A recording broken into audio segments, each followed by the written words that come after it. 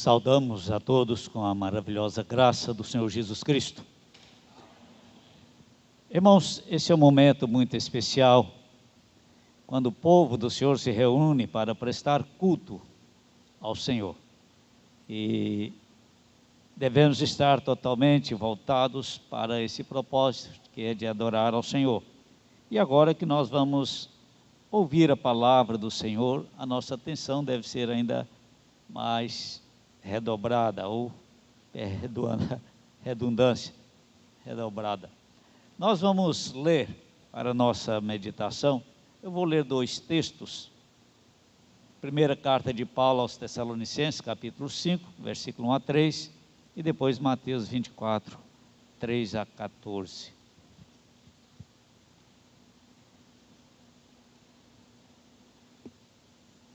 Primeira carta de Paulo aos Tessalonicenses, capítulo 5, versículo 1 a 3. É que os irmãos encontram, queremos aproveitar e saudar aqueles que nos acompanham pela internet, nas suas casas ou em outras cidades do Brasil. Que Deus abençoe a cada um. Sejam muito bem-vindos também nesse momento de adoração, a sua participação. Assim diz a palavra do Senhor. Irmãos, relativamente aos tempos e às épocas, não há necessidade de que eu vos escreva, pois vós mesmos estáis inteirados com precisão de que o dia do Senhor vem como ladrão de noite. Quando andarem dizendo paz e segurança, eis que lhes sobrevirá repentina destruição, como vêm as dores do parto àquela que está para dar à luz, e nenhum ou de nenhum modo escaparão. Mateus 24, 3 em diante. Essa segunda parte faremos a leitura alternada.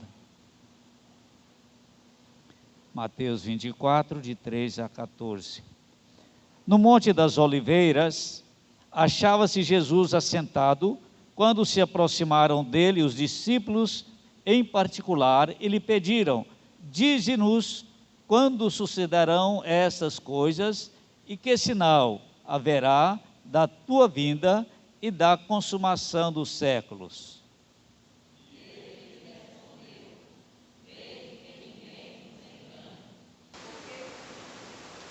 Porque virão muitos em meu nome, dizendo, eu sou o Cristo, e enganarão a muitos. Certamente ouvireis falar de guerras e rumores de guerras. Vede, não vos assusteis, porque é necessário assim acontecer, mas ainda não é o fim. Porquanto se lembrará, ou se levantará nação contra nação, reino contra reino, e haverá fomes e terremotos em vários lugares.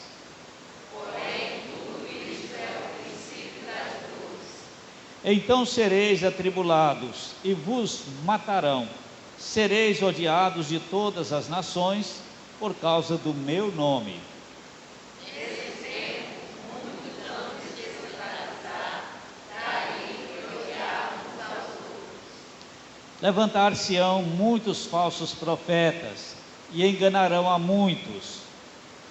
Por se multiplicar a iniquidade, o amor se esfriará quase todos. Aquele, porém, que perseverar até o fim, esse será salvo. Será pregado este evangelho do Filho por todo o mundo, para testemunho a todas as nações. Então virá o fim. Vamos orar mais uma vez. Bondoso Deus e Pai, nós nos colocamos diante do Teu altar para receber do Senhor a instrução, a orientação, para também, ó Pai, buscar entender a Tua vontade, o Teu propósito para as nossas vidas e, acima de tudo, ó Pai, para vivermos de maneira digna do Senhor. Nós oramos no nome do Teu Filho amado Jesus. Amém, Senhor. Meus irmãos, o apóstolo Paulo, quando ele escreve essa carta aos Tessalonicenses, ele sabia que aquela era uma igreja nova ainda, claro, fruto do seu trabalho, inexperiente, mas mesmo assim, ele lembra àquela igreja que ela já tinha noção desses assuntos, porque esse tema, escatologia, ou seja, a doutrina das últimas coisas, ela está presente na pregação do Evangelho desde os primeiros momentos do nascimento da igreja. Quando eles procuraram saber de Jesus Cristo, quando isso sucederia, o dia e a hora, ele já começou a advertir, quando ele estava falando sobre a vinda do Espírito Santo, a manifestação do Espírito Santo, como seria. Então eles perguntaram, olha, será esse a vinda do Senhor? Ele disse que não, e que não competia a eles saberem nem dia nem hora que o Senhor viria. Mas eles tinham uma tarefa mais importante: viver debaixo da direção do Espírito Santo, dia após dia, e testemunhando a respeito das verdades eternas. Então, esta é uma mensagem que vem, nós falamos aqui do início da igreja, mas Daniel e vários outros profetas já falaram claramente sobre o grande dia do Senhor, do seu julgamento. E aqui nós queremos compartilhar com os irmãos justamente sobre esse tema. O Senhor está voltando, prepara-te, prepara-te. E como nós salientamos aqui, todo verdadeiro crente, servo de Deus, ele precisa estar consciente dessa verdade, compreendendo-a. Qual é o seu verdadeiro sentido, ou seja, na vida prática. Às vezes tem algumas coisas que nós aprendemos na Bíblia e acha que não são aplicadas a nós no nosso dia a dia. E uma delas, talvez seja tratadas dessa maneira, a escatologia, ou seja, a segunda vinda de Jesus. As pessoas não estão se importando muito com isso, e Jesus Cristo já havia advertido que estava como nos dias de Noé, as pessoas levando a vida normalmente, sem se importar com o que estava acontecendo. Por incrível que pareça, né, as pessoas já ensinam isso, a era escatológica foi inaugurada com Jesus Cristo. Quando Jesus Cristo veio, ele já está trazendo justamente essa mensagem clara a todos, como nós vamos ver aqui no último tópico, que é no livro Evangelho de Mateus, como o Senhor Jesus Cristo trata esse assunto. Mas para nós aqui, começando, o apóstolo Paulo escreve dizendo, olha, não há necessidade de que eu vos escreva sobre esse assunto, porque vós mesmos estáis inteirados com precisão de que o dia do Senhor vem como ladrão de noite. Essa é uma verdade que a igreja precisa ter consciência, estar pronto. Todas essas mensagens falando dessa vinda repentina do Senhor, e no tópico aqui está falando duas coisas: a vinda do Senhor, ela é certa e repentina. Ninguém pode fugir dessa realidade. Não sabemos o dia nem a hora. E o Senhor Jesus Cristo vem falando isso nas suas parábolas, parábola das 10 virgens e outras parábolas que falam justamente sobre esse tema. A necessidade de estarmos prontos quando o Senhor vai estar voltando. Nos dias de João Batista, ele veio como um arauto anunciando a primeira vinda de Jesus Cristo. E a mensagem dele era: preparai o caminho, aterrai as veredas, ou seja, acerte a sua vida, prepare, esteja pronto para você estar de maneira digna para receber o seu rei que está vindo. A mensagem de João Batista era essa. E a mensagem hoje, ela é semelhante à mesma mensagem, só que agora ela tem uma tonalidade diferente. O João Batista estava falando de um rei que estava vindo, o príncipe da paz, para trazer a paz, a alegria, para trazer a salvação, a vida eterna, para libertar os cativos, para reconciliar o homem com Deus, para justificar os seus pecados através do sacrifício de Cristo. João Batista estava trazendo justamente essa mensagem. Agora a mensagem que nós temos, ela é semelhante porque estamos anunciando que Jesus Cristo está vindo também, o rei está voltando. Só que agora com uma missão diferente, que é de julgar. Ele vem para julgar, ele não vem mais para salvar. A primeira vinda foi para salvar, agora a segunda, esse mesmo servo sofredor que deu a vida para nos salvar, para nos libertar, ele agora vem como o juiz supremo para julgar todas as coisas. E nós precisamos estar prontos. A mensagem, ela é bem clara, é uma advertência. Quando o texto que nós, se seguirmos aqui, ele vai comparar duas coisas: aqueles que andam nas trevas e os que andam na luz. Aqueles que temem ao Senhor, eles estão na luz, ou seja, a sua vida é transparente. Ele diz: os que embriagam, embriagam à noite. Aqueles que estão com a vida em pecado e longe do Senhor, ele está em trevas, e os seus atos são dignos de vergonha, por isso é feito às escuras.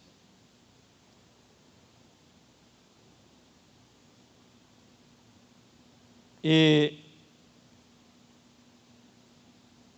quando o Senhor escreve aqui em Mateus, o famoso sermão escatológico que nós temos aqui no capítulo 24, justamente os discípulos queriam saber algo mais. Eles estavam ansiosos e fizeram essa pergunta também a eles, a que mais tarde fizeram quando ele estava prestes a voltar para junto do Pai, na sua ascensão. Então eles perguntaram, quando estavam ali assentados: dize-nos, quando sucederão essas coisas? E que sinais haverá da sua vinda e da consumação dos séculos? Quais são os sinais? E ele agora discorre aqui, apresentam vários sinais que comprovam que antecederão a vinda do Senhor. E nós precisamos estar atentos. Mais adiante no texto aqui, ele propõe a parábola da figueira. Quando os brotos aparecerem, estão próximos, ou seja, todos sabem que o verão está chegando. E, de maneira semelhante, quando a gente observar esses sinais que ele discorre aqui, esses são os brotos da figueira, dizendo que a vinda de Jesus está próxima. Primeiro, é quando ele vai falar dos enganadores que surgirão, os falsos cristos, os falsos profetas que surgirão, e a primeira mensagem que ele fala é de advertência: vede que ninguém vos engane, vede que, para que muitos não vos enganem. Infelizmente, a palavra de Deus, em outros textos, diz a respeito daqueles que saíram do meio de nós, do meio da igreja, e que têm deturpado e perturbado o evangelho do Senhor. São esses que estão enganando, trazendo mensagens enganadoras, e que não é o verdadeiro evangelho. E isto está presente. Aqueles que conhecem a verdade, conhecem a palavra de Deus, esses não serão enganados. Mas aqui ele está falando que muitos serão enganados. aqueles que estão descuidados, que não levam a sério a sua vida com Deus, porque nós sabemos que a palavra de Deus, ela é o nosso alimento.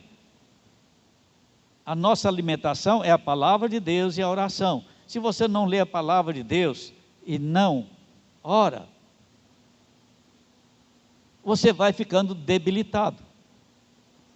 Você vai ficar faminto de alguma coisa. E vai aparecer diante de você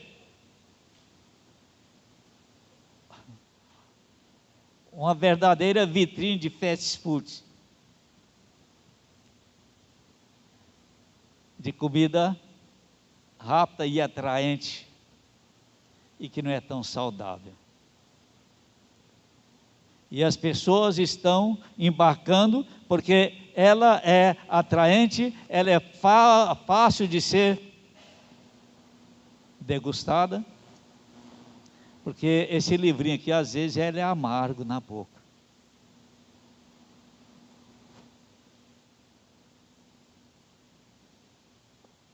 Mas está aparecendo muitas mensagens por aí de falsos mestres, falsos profetas.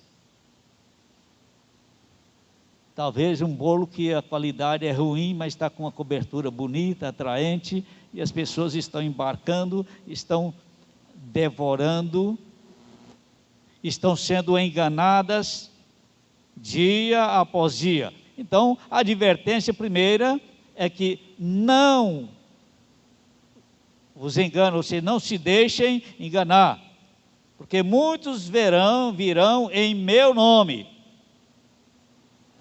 Os falsos profetas, eles não vêm dizendo alguma mensagem de si mesmos, eles vêm falando de Deus.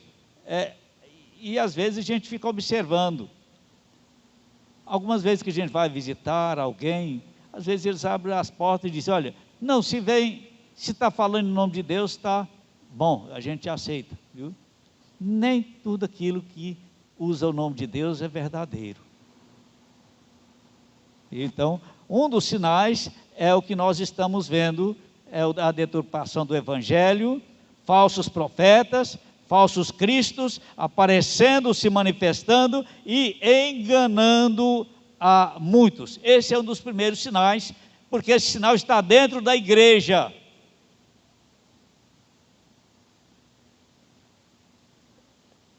Numa mensagem anterior que a gente falou de um cristianismo doente, e ele é como um guarda-chuva, que tem vários segmentos ali debaixo desse guarda-chuva, com o nome de cristianismo, mas que não é cristianismo. Muitos dizendo que são cristãos e não são cristãos, muitos dizendo que são profetas, e estão ostentando títulos aí, de profetas, de apóstolos, de bispo e tantas coisas por aí afora. Esse é um dos sinais evidentes da vinda do Senhor Jesus Cristo.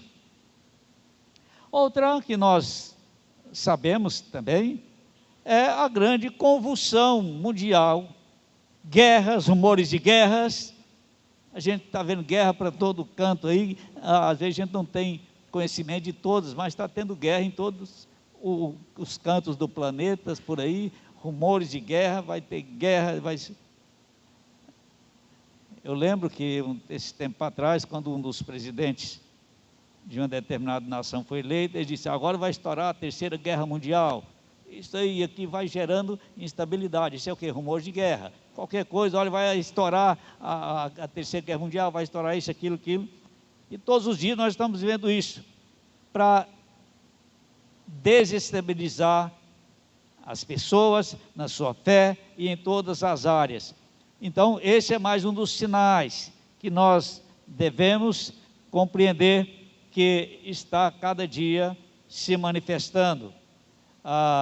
Outras coisas são as tribulações que vão surgir, e que já surgiu desde o início. É interessante que o Senhor Jesus Cristo, quando ele começou a pregar esse sermão, o princípio das dores, e da tribulação, ele estava falando que a tribulação estava começando naqueles dias. Aqui ele está referindo da destruição de Jerusalém. Quando fala da jornada de um dia que as mulheres grávidas sofreram, porque os judeus eles tinham esses costumes, e para quebrar isso eles estariam afrontando a palavra de Deus, e eles seriam obrigados a fazer isso. Isso aconteceu lá naqueles dias. A tribulação começou logo depois de Jesus Cristo. A destruição de Jerusalém, depois nós vimos já a manifestação da perseguição da igreja nos seus primeiros dias de nascimento, com a morte de Estevão, desencadeou uma grande perseguição na igreja, em que ela teve que se dispersar. Isso foi estendendo, nós vamos vendo a história nos dias de Nero, Domiciano e tantos outros que foram perseguidos. Então, a tribulação visa enfraquecer, desestruturar a igreja. E essa tribulação, tem aqueles que, os preteristas, os futuristas, os históricos. Os preteristas acham que a tribulação aconteceu apenas no início ali, nos dias de Nero, daqueles dias da primeira igreja, da igreja primitiva, aconteceu e acabou, encerrou ali. Outros já, os futuristas, ensinam que a tribulação ainda vai acontecer, que ainda não aconteceu nada da tribulação, não? E os históricos entendem que a tribulação ela começou nos dias de Jesus Cristo e ela vai acontecer e vai intensificar até a segunda vinda de Jesus Cristo. Essa tribulação ela tem várias facetas. Vai ter a perseguição física, muitas pessoas serão mortas. Haverá perseguição psicológica para abalar a estrutura da igreja. Nós estamos vivendo um momento em que o surgimento desses falsos profetas, desacreditando a igreja, e a igreja hoje está sendo tripudiada, a igreja está sendo massacrada, psicologicamente, na sua estrutura, desacreditada, e o objetivo da perseguição, da tribulação é essa. Só que às vezes as pessoas não estão entendendo o momento que a igreja está vivendo.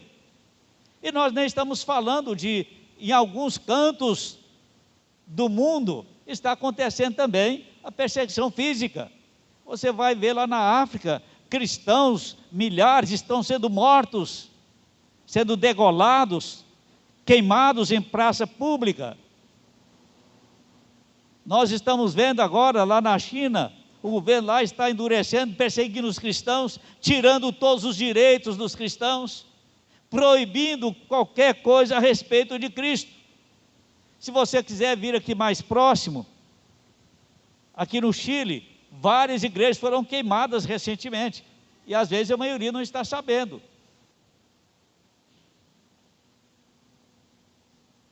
Na França, igrejas sendo queimadas, cristãos sendo mortos dentro de igreja.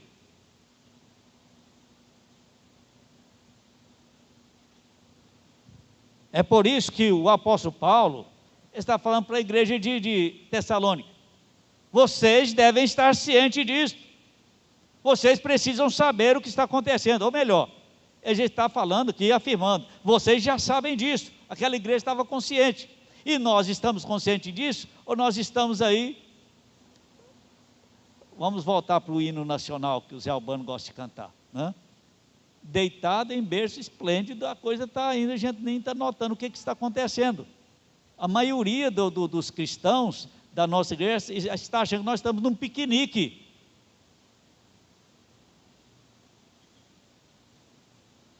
Nós não estamos num piquenique, nós estamos numa guerra. Está acontecendo diante de nós, os nossos direitos de cultuar, de adorar, está sendo cerceado.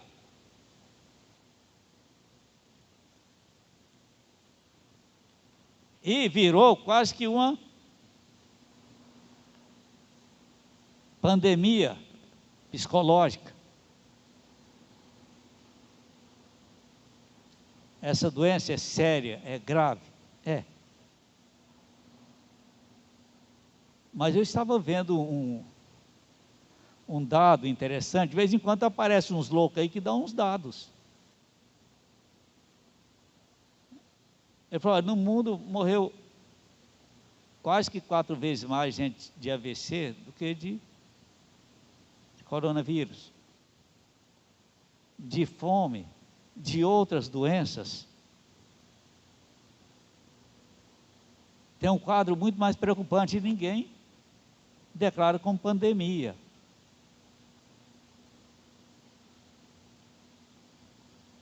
Ou, por exemplo, uma pandemia, no ano 2020.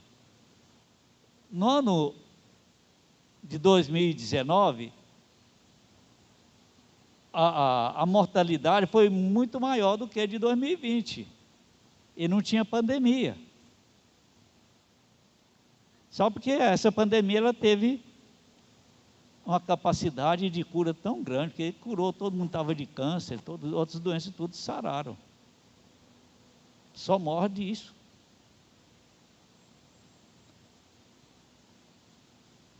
Eles têm como objetivo desestruturar todo o universo, e é uma coisa impressionante como que está. A igreja deve ter todo o cuidado, nós não podemos ser irresponsáveis, mas também nós não podemos cair nessa histeria que o mundo está tentando fazer, e atrás disso aí, juntamente com toda essa convulsão aí, a igreja está sendo penalizada.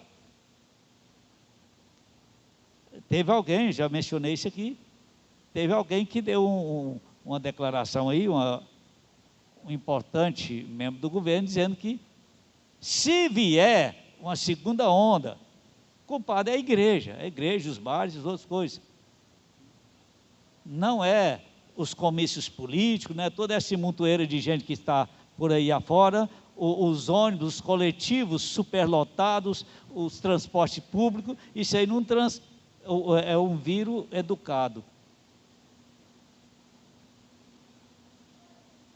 Mas tudo isso a gente está vendo que está visando a igreja. Isso é tribulação. A igreja não percebeu isso. A igreja precisa estar atenta. Isso são sinais de que o Senhor Jesus Cristo está voltando. Está diante de nós e nós não estamos atendendo ou percebendo isto. Outro ponto que é importante a gente saber, que aqui diz que é necessário que tudo isto aconteça, para que o mundo creia que a sua palavra é a verdade. Todas essas coisas estão se cumprindo para mostrar que Ele é o Senhor e que a sua palavra vai se cumprir.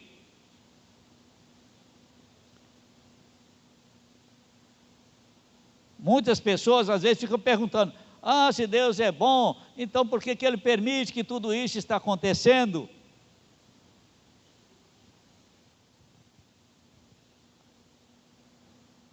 Deus tem muitas coisas que nós podemos entender, outras não. Mas uma delas é que Deus mostra a inutilidade e a impotência do homem diante de várias coisas. Um dos sinais que nós sabemos dos últimos dias, fala que é a multiplicação da ciência.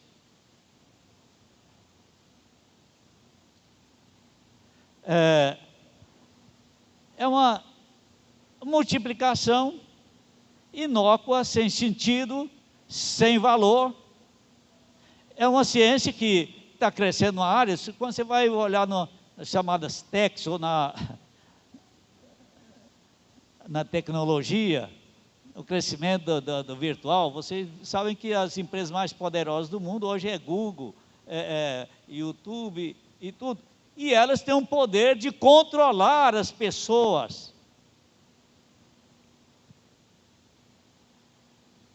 Se alguém publica alguma coisa lá no YouTube ou no Facebook, que não agrada a ideologia deles, eles simplesmente cortam. Pode olhar, tem tantas pessoas que foram caçadas que não podem, é um veículo que está comandando. Então, essa ciência, ela vai crescendo. Por exemplo, você compra uma coisa hoje, depois vai aparecer um monte de propaganda de coisa que você comprou, oferecendo, ou seja, todo mundo já fica sabendo quem é o fulano de tal. Uma vez você compra lá, num desses sites aí da internet, quando você vai fazer compra em outro site, já aparece o seu nome lá, já é uma coisa impressionante. Então, eles estão crescendo de maneira assustadora para dominar, controlar todas as coisas, a ciência nessa área. Por outro lado, a ciência que deveria ser, essa é útil também, se bem usada, mas uma ciência que é mais importante, ela está quase igual uma biruta de aeroporto.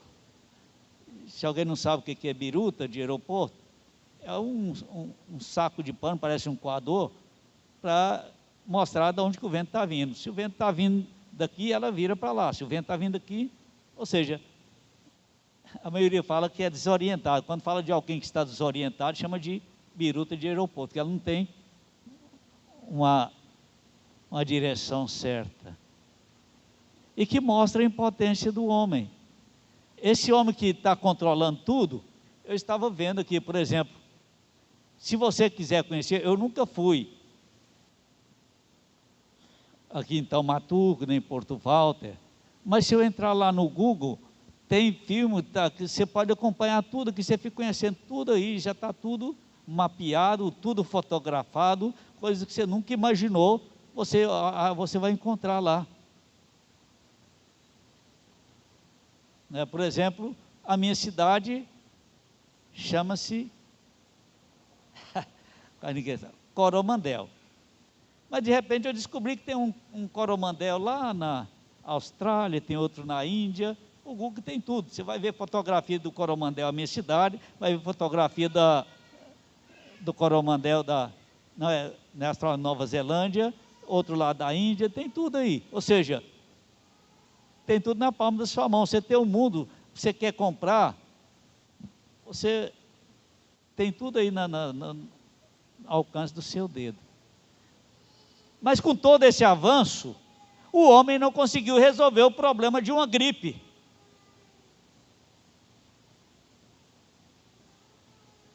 Não conseguiu resolver o problema do câncer, chamado uma doença maldita.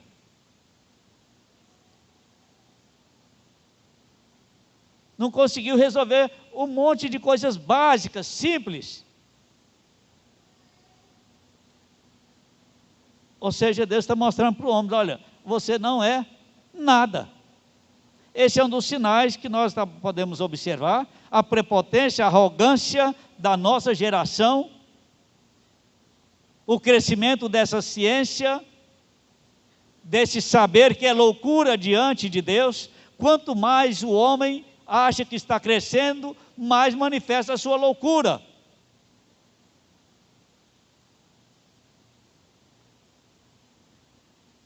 E essa loucura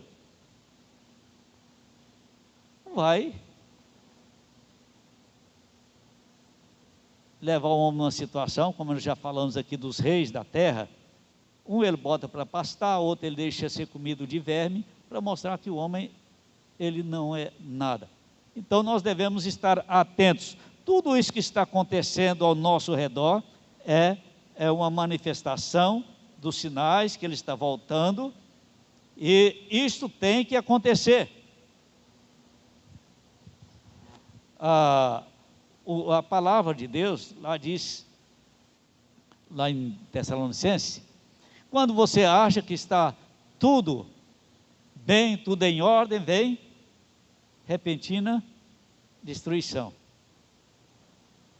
Nós estamos em dezembro.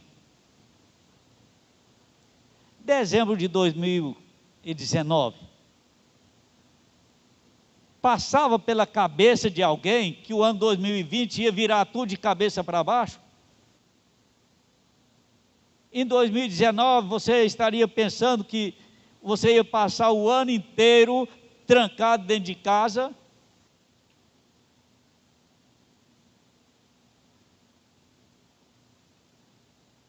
Usando essa coisa feia no rosto? Você imaginaria que no ano 2020 ia estar todo mundo aqui mascarado?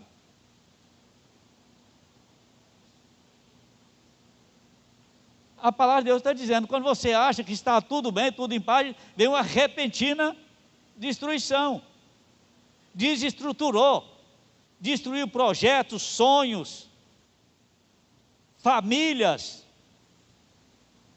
Vem uma verdadeira destruição. E é uma advertência para a igreja, para que a igreja se humilhe, se arrepende e volte para o Senhor, esteja pronto para encontrar com o Senhor.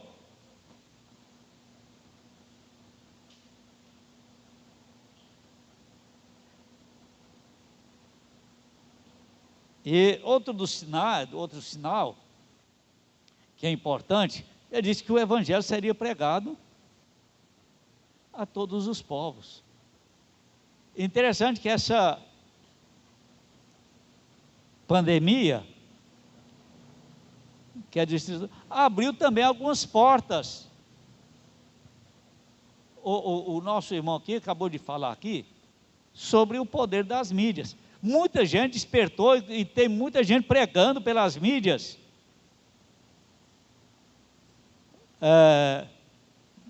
Os cultos virtuais. Aqui hoje parece que tem umas 100 pessoas ou menos. Mas num culto virtual, que nós temos pouca tecnologia, o nosso aqui é muito limitada a nossa transmissão, às vezes pode alcançar 2.000 ou mais pessoas com o Evangelho. O Evangelho está sendo propagado, está sendo anunciado por todos os cantos do mundo, ou em todos os cantos do mundo. É também um sinal que nós estamos vendo.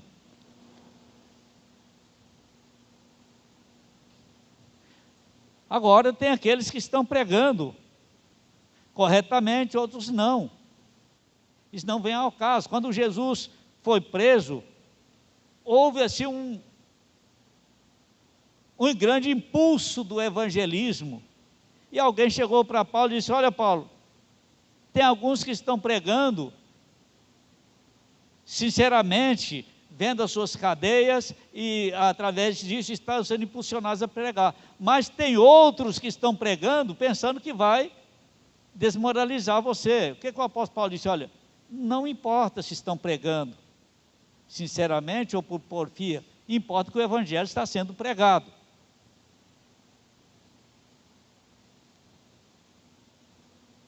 Isso é um dos sinais da vinda do Senhor. E é um dos últimos sinais que ele vai estar apresentando. Então, esses textos aqui é uma grande advertência. O apóstolo Paulo, falando da necessidade de nós andarmos na luz. O que é andar na luz? É andar em Cristo, ter Jesus Cristo como Senhor e Salvador da sua vida. Porque em Jesus Cristo está a salvação e a vida eterna. A igreja do Senhor vai passar por momentos difíceis, já está passando, parece que há momentos que não vê uma luz no fim do túnel para a igreja, mas aqueles que são do Senhor, esses irão permanecer. Alguns aqui vão escandalizar, vão sair, vão abandonar a igreja, porque não são do Senhor. Os últimos dias vai servir para isso também. Aqueles que são fiéis vão permanecer.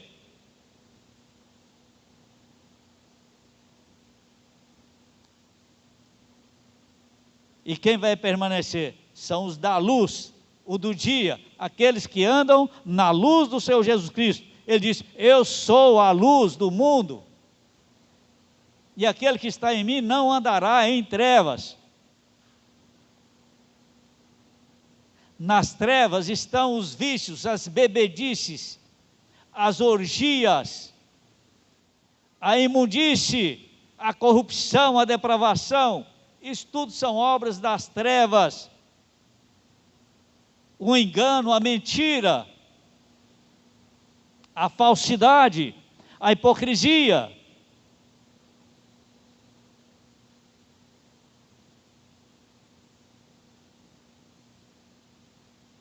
E aí vem a pergunta: você está na luz ou você ainda permanece nas trevas, tentando enganar a Deus e a você mesmo? Eu já vou dizer com toda clareza: a Deus você não engana, você está perdendo seu tempo. E não adianta enganar você também. E é que por isso que ele diz aqui: os que dormem, dormem de noite. Os que se embriagam, é de noite que se embriagam. Nós, porém, somos do dia. Sejamos sóbrios, revestindo-nos da couraça da fé e do amor, e tomando como capacete a esperança da salvação. Porque Deus não nos destinou para a ira, mas para alcançar a salvação, mediante nosso Senhor Jesus Cristo, que morreu por nós, para que, quer vigiemos, quer durmamos, vivamos em união com Ele. Consolai-vos, pois, uns aos outros, e edificai-vos reciprocamente, como também estáis fazendo. Então, o Senhor Jesus Cristo está voltando. Preparem-se para a sua vinda. Ele está mostrando sinais claros. Só não vê quem não quer. Ele falou: quando você vê tudo isso acontecendo, é uma advertência para que você esteja preparado. Então, a mensagem bem clara e objetiva é essa: preparai-vos, porque está próxima a vinda do Senhor. O livro de Apocalipse começa dessa maneira: Ele virá em breve, e a igreja do Senhor deve estar preparada. Quando fala da igreja, é você individualmente. Então, reflita sobre isso. Não se deixe enganar pelos falsos profetas, pelos falsos cristos. Estejam atentos aos sinais do Senhor. Esteja consciente de que isso é necessário acontecer. Esteja consciente que aqueles que pertencem ao Senhor serão preservados e perseverarão até o fim. Porque esses são do Senhor, e esses ninguém pode arrebatar da sua mão. Eles passarão pela grande tribulação e serão vencedores. Quando João viu aquele grupo lá diante do trono do Senhor, vestido de branco, alguém perguntou: quem são esses? São aqueles que passaram pela tribulação e agora estão gozando já as bênçãos do Senhor, né? Então, aqueles que são do Senhor têm a sua salvação segura e garantida na glória celestial. Amém. Vamos orar. Glorioso Deus e Pai, te louvamos, porque o Senhor tem sido generoso para conosco e tem nos abençoado. Queremos pedir que o Senhor dê-nos cada dia mais compreensão das tuas verdades, e que cada dia mais estejamos preparados para encontrarmos com o Senhor. Cada dia mais a tua igreja esteja consciente de que os dias da volta do Senhor se aproxima, e se aproxima rapidamente, e que a igreja do Senhor possa entender os sinais que estão diante de nós, diante da tua igreja, patente aos nossos olhos. Tenha misericórdia, Pai, de nós e nos abençoe. Que a graça do Senhor Jesus Cristo, o amor insondável de Deus, o nosso Pai, a comunhão, a consolação e a direção do Espírito Santo repouse sobre a igreja do Senhor, aqui e em todos os lugares desse planeta, hoje e para todo sempre. Amém. Oh,